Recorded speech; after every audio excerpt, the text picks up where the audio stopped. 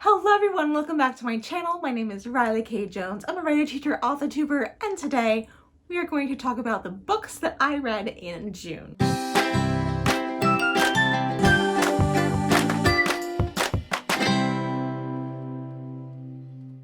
remember saying that last month. I was like, I've met my goal. Like, I don't need to read any more books technically for 2022, which is a huge accomplishment for me because I just found myself in such a reading slump in 2021. So the fact that I was able to accomplish my goal by about June, halfway through the year, was really impressive for me, and I'm very proud of myself for doing that. And then I said that like I can just read a book the rest of the months for the year, so just a book a month. Well, I ended up reading.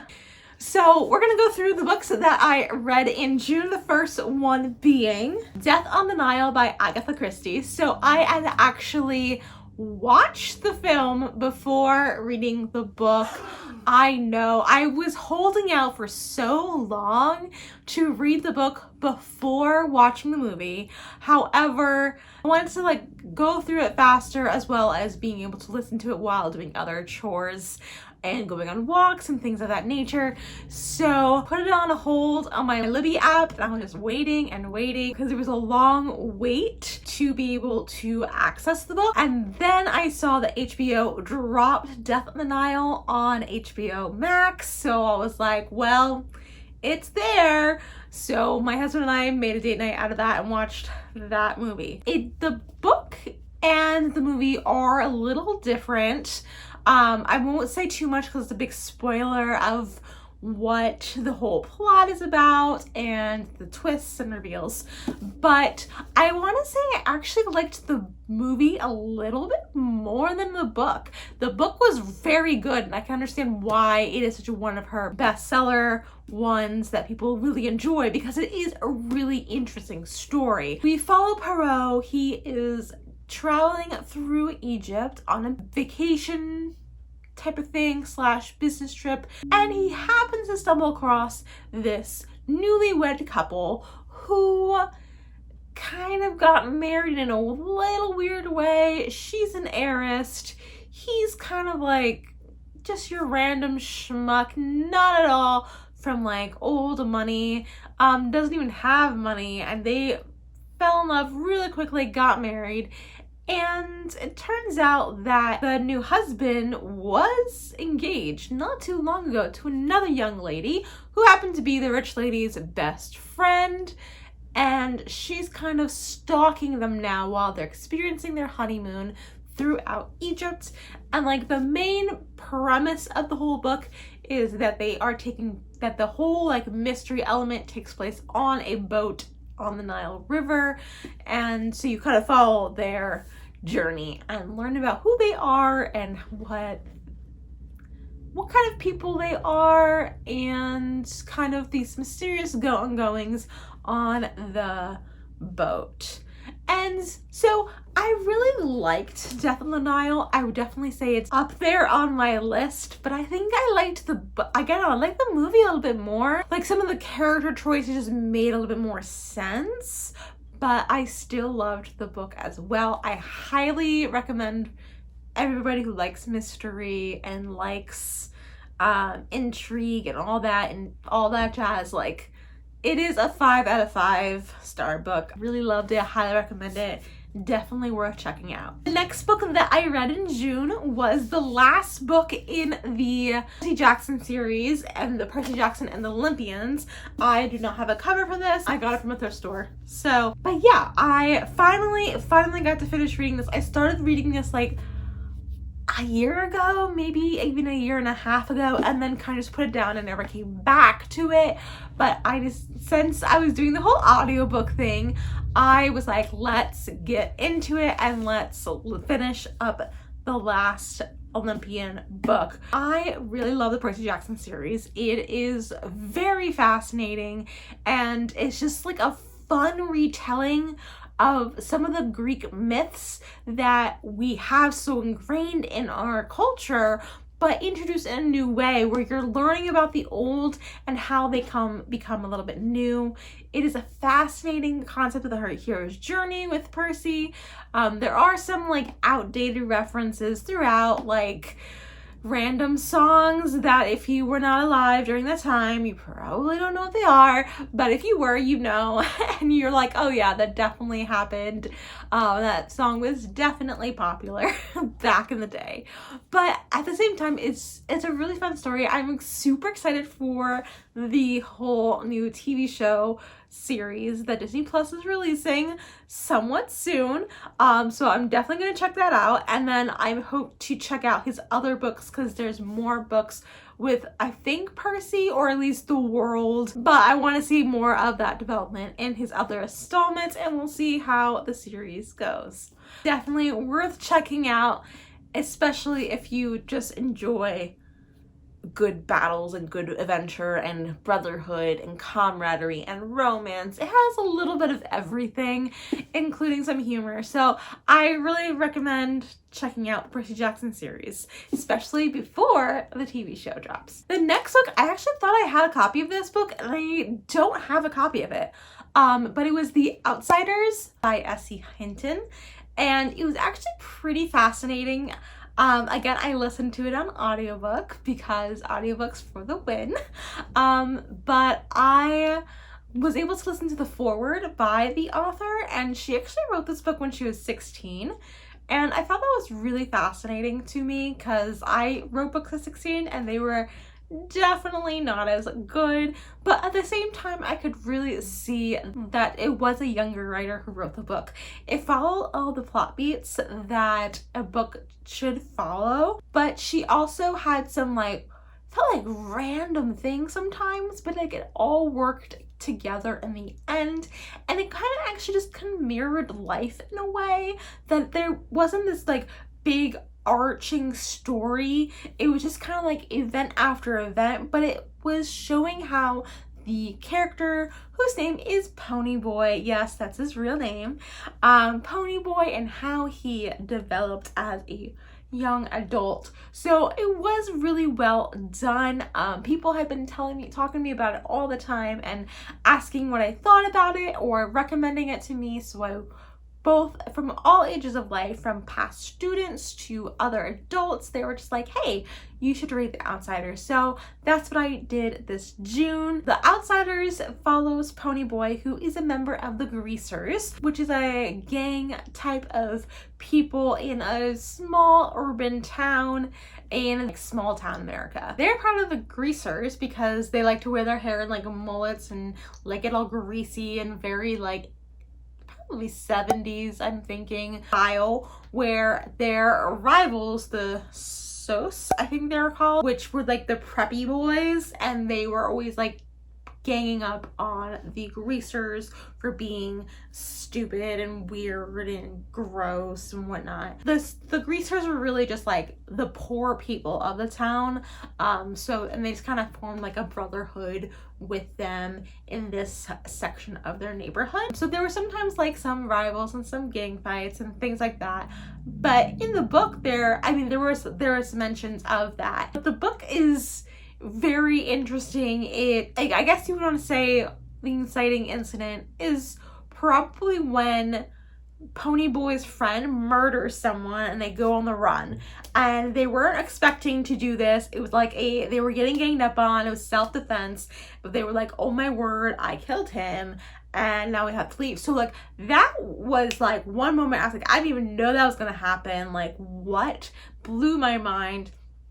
So then I thought the book was going to go in a totally different direction because my true crime brain just was like, this is going to be like one of those books.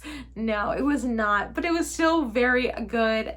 I'm not going to give too much away, but it definitely had a lot of good heartwarming moments, even just like as brothers. Like, there's three brothers, Ponyboy, Soda Pop, and then Derry. And Derry's the oldest, and he takes care of all the boys because their parents died. He takes care of them, and Ponyboy is going through school, and he's like the brightest one, and so they're hoping that he would be able to go on to college, where Soda is like, I'm not textbook smart, so he dropped out of school and like is just helping support the family.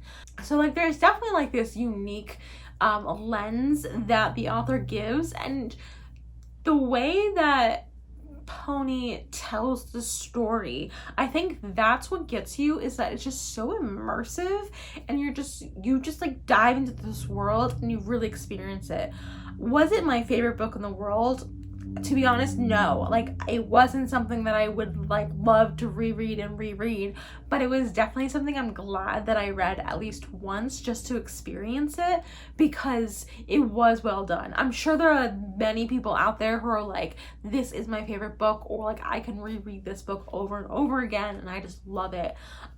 For me, it wasn't my favorite, but I definitely enjoyed reading it and like getting to know the characters and the world, and just like the differences in like family and just seeing the brotherhood. And like I was reminded of myself even at times. Like, I'm a girl who has both parents still living, thank goodness, and was raised by them. Like, I did not have the same experience as Pony Boy, but there were definitely moments where I was just like, yeah, like I remember what it felt like to be that young.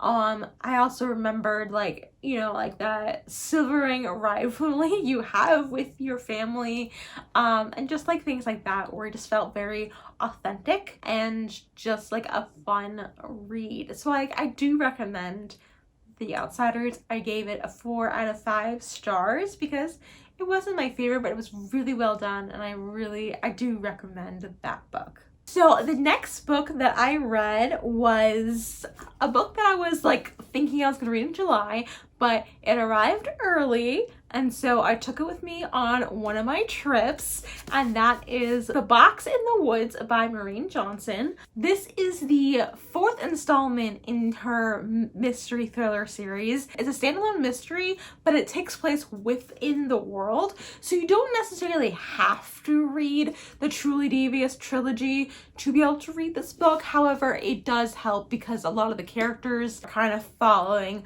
off of that development. So if you read this one on its own, you might be a little confused, but she does a good job at kind of explaining a little bit. However, there would be, I think there's a little spoilers for the other series, so don't recommend reading this without reading the other 3, but it is technically standalone. In The Box in the Woods, Stevie is hired to come to a summer camp, which, okay, already is summertime, summer camp vibes. So she goes to the summer camp in order to, of course, like Stevie, solve a mystery, a cold case murder mystery that happened in the 70s. And so there were these group of kids who were all slaughtered and left in a box in the woods on the campsite. And it is really fascinating of a case. Like, first off, it was really cool, and then it also kind of encapsulated like the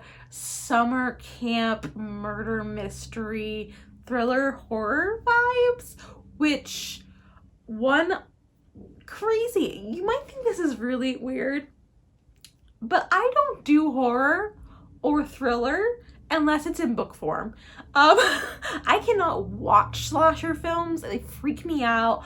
I've seen a few like thriller-esque, and even still, like, they freak me out. I've only seen once, and I'm never ever gonna see another one again. Like, I watched Final Destination, and I watched When a Stranger Calls, and that's basically it. Like, I don't do TV horror. I do book thriller. There's something about that disconnect that helps me consume it better and understand it better. But anyway, it has that vibe of that, and they even go a little meta and kind of mention that throughout the book. You get to interact with some of her friends from the previous book. So like Nate, I am a Nate stan. Love me Nate. And honestly, okay, these are some honest opinions here. Nate and Stevie should be together, not David and Stevie. Okay, that's just my opinion. All right, that's how I feel. I understand. Seems like Stevie and David are endgame. I read these books mostly for the mystery, not so much the romance. But like every time I'm like, she should be with Nate. All right, she should.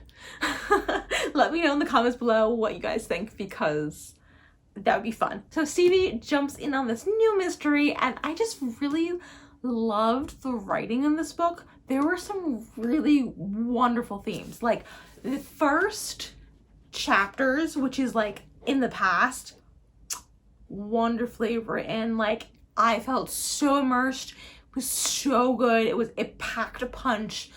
I was just blown away by that whole first scene, first couple chapters. So good. She has these like pithy sayings for Stevie, and it's just like, yes, yes, please. Like I loved it so much. So I highly recommend The Box in the Woods. It is a very fun, twisty, turvy type A of mystery. I could not figure out who it was.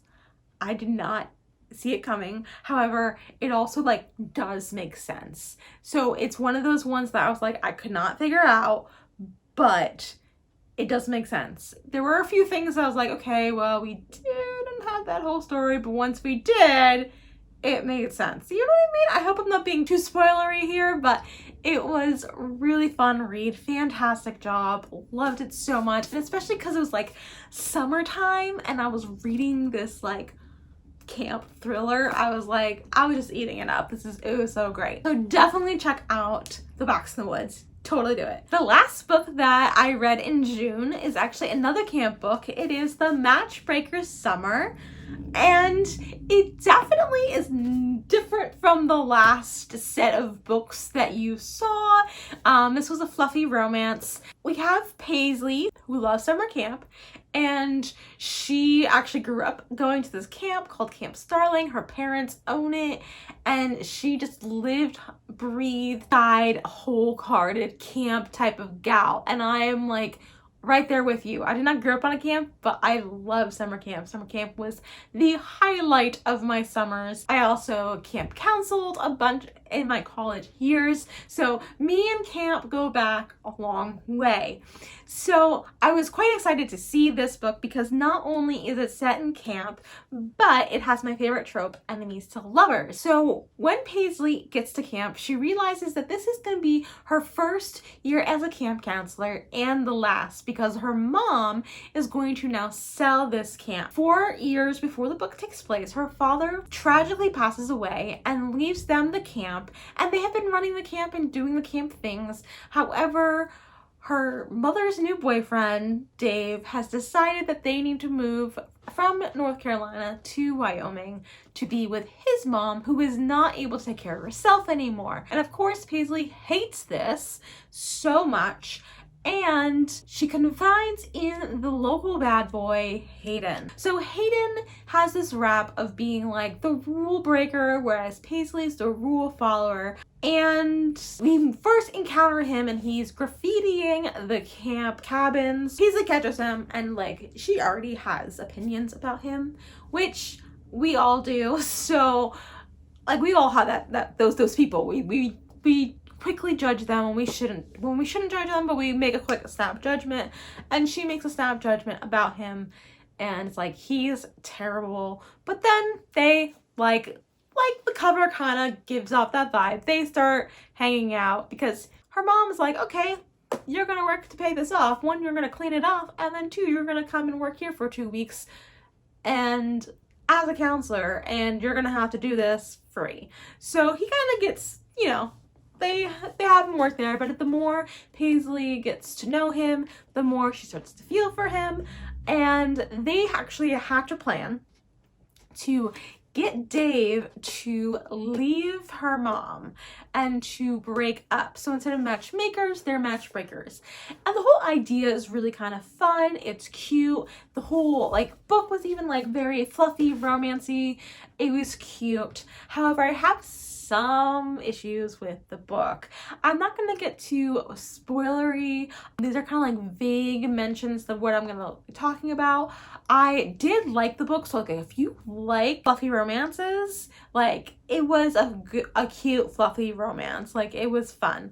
But for me, after just reading The Book in the Woods, another camp book, and then reading this camp book, it just wasn't as great of a book in my opinion. Definitely is worth checking out, but just not what I was hoping for it to be. I guess for me, the book felt mostly like a Hallmark film. It was cute and it met the same kind of Hallmark beats. So it just, yeah. Like the premise of the book is that, oh yeah, they're gonna break him up, but like she doesn't really do anything besides put honey in some sunscreen, which then ends up attracting bees, and the guy gets stung. But he's also highly allergic to bees, and like that almost like he had an EpiPen on him, but it was just like it was a sour taste in your mouth. And I think the main character also felt that too. But like besides that, like they didn't really do anything. It was just mostly like Hayden and Paisley staring at each other and making googly eyes at each other for most of the book. Another thing that I felt about the book was that Paisley kind of regurgitates information a lot. So she keeps telling you the same things over and over again, like how much she really hates Dave and how much she just complains. Like half the book is just complaining. And I understand that like that's part of her character, but instead of being like immersed in her character, you're just kind of like told all this complainingness. And you don't really get to feel with her. You're just told everything, which then that leads me to my next thing of why I didn't like the book was the fact that it was super telly. It just told you things that happened at camp instead of you experiencing them. And I think the author decided to do this because there was a lot of things that did happen. There was 2 weeks worth of information, and she kind of summarized a lot of the camp things and then just showed a lot of the romance stuff. But there was just a lot of things that I just felt disconnected as a reader because I wasn't shown Paisley's perspective. I wasn't being taken along with her. I was just told how much she hated Dave and how much she hated her mom because she's making this big move. And yeah, there are a lot of other things that I don't want to like go too deep into about because they are spoilery. But if you don't mind that, if you're like, hey, I'm looking for like a fun, easy read and that has like cutesy moments in it, like definitely recommend. It just, Paisley for me, I just didn't like her. And I think part of that was because I was being told so much of what to think instead of me experiencing what I should think. So some things I did really like about the story was that the camp was named Camp Starling, which is a bird. I didn't know it was a bird. I don't really know much about birds, but it is a bird. And so there was this bird theme throughout the camp, which I just love. I love puns. So they had like, each cabin was named after a bird, and then they had like places like the bird bath, which was the bathhouse, and they had the bird feeder, which was their dining or mess hall. And I just like, that was really cute. I really, really liked that. Something about Paisley that I also really liked is like, she just knew a lot of things about birds because that was something her dad liked, and I just found that as like a fun, unique trait to her. And she would just talk about birds and compare birds, and it was like those moments where like you really got to be showed her love of something instead of being told things. Thank you guys so much for watching this video. What books did you guys read in June? Because I would like to know in the comments down below. And if you like this video, please make sure to give this video a nice big thumbs up. It lets me know that you like videos like this one. And if you haven't already, click subscribe. I release all new videos on all things writing and reading every Thursday. Thank you guys so much for watching. Keep writing, keep reading, and stay creative.